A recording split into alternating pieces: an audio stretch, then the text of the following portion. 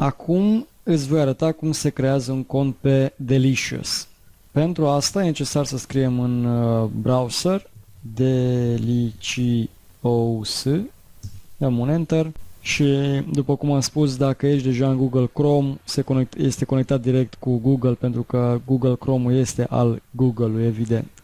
Și apoi găsim Delicious și dăm click și apoi ajungem în partea dreaptă unde scrie Sign Up, care înseamnă înregistrează-te, dăm click pe el și îți recomand să te conectezi cu adresa ta de e-mail. Dăm click, aici îți introduci numele tău complet unde scrie full name, e-mailul, username-ul pe care dorești să-l ai și dai click pentru a te înregistra, Sign Up for Delicious.